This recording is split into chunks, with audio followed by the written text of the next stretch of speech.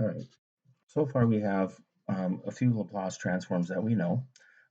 We have a Laplace transform of a constant equaling c over s, and Laplace transform of a constant times e to the at, which would be c over s minus a. So the properties that we're using, the Laplace transform of two functions is the Laplace transform of the first function plus the Laplace transform of the second. Basically means that we can take Laplace transforms term by term. So we'll use this idea to find inverse Laplace forms. So when we're trying to find Laplace inverses, we're looking for and trying to find the Laplace transforms that we already know. So something over s and something over s minus a. These are rational expressions with linear factors in the denominator. And here we have a quadratic factor in the denominator. So I'm hoping that I can write it as two linear factors. So in order to do that, we're going to rewrite 16, and we have to be able to factor the denominator into linear factors. So 16 over, and we can factor this quadratic or second degree into an s plus 5 times s minus 3.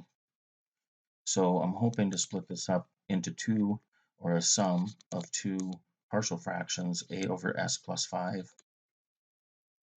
plus b over s minus 3.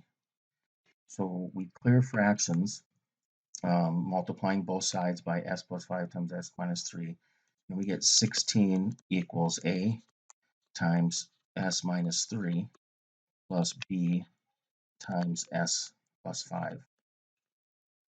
So to find a and b, I like to use values for x. Like if s is -5, then the left side is 16, equaling, if s is -5, this becomes -8a. And if s is -5, this b term is gone.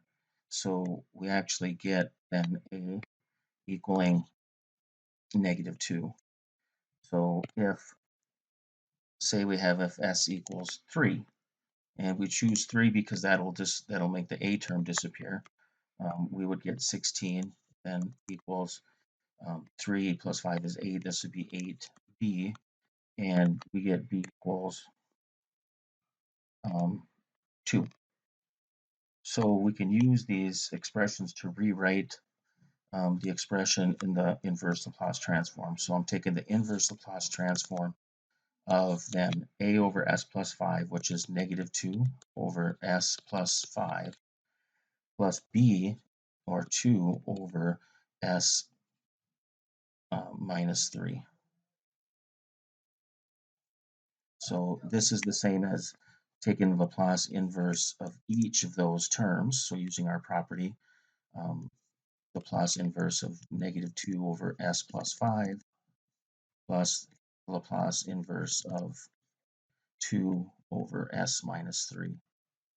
And these are in the same form as our exponential. So the Laplace inverse would be equal to a -2 e to the -5t, so a is -5 in this case, plus the constant is 2, e to the +3t. So the inverse Laplace transform of 16 over x squared plus 2s minus 15 would be -2 e to the -5t plus 2 e to the 3t. The next problem, you notice, has the same denominator, so it factors, but the numerator is different, 6s minus 2. So what I'm going to do is basically go from this step here, where we split this up. The numerator was 16 in the first example. Now it's 6s minus 2. So now we're looking to find factors of a and b, or partial fractions, where 6s minus 2 would equal a times s minus 3 plus b times s plus 5. Again, because it's got the same denominator as the one we just did, and what I'm doing is plugging these values in.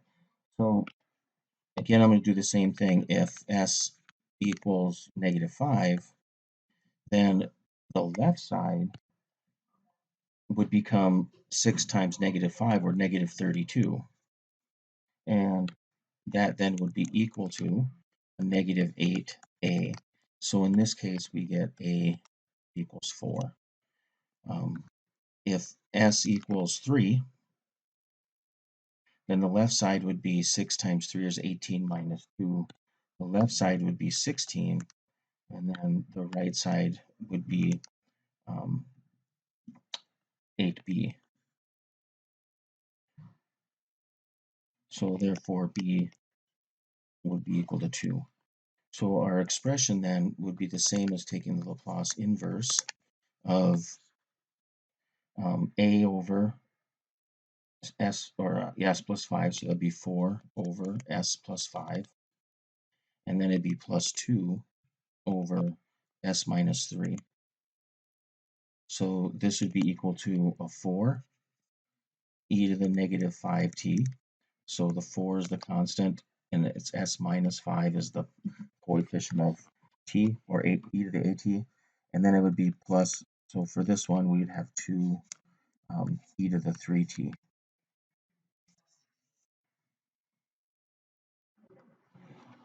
All right, so the next example, we'll do this.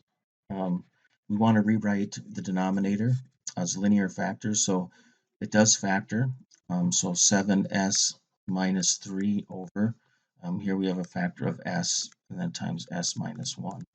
So we're going to use partial fractions and find a over s plus b over s minus 1. So clearing fractions gives us 7s minus 3 equals a times s minus 1 plus b times s. So again, we'll just choose some nice values for s.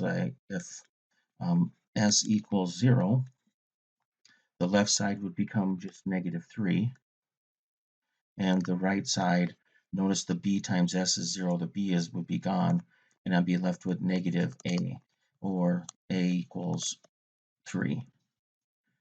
If s equals 1, then our a term would be gone.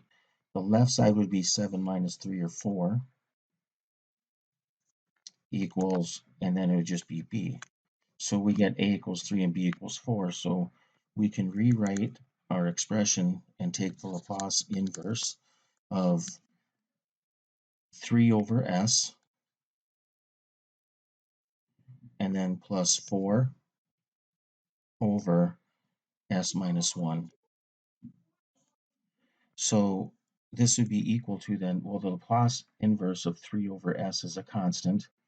So that would be just 3, and then plus the constant 4 times e to the t, s minus 1, or a is t.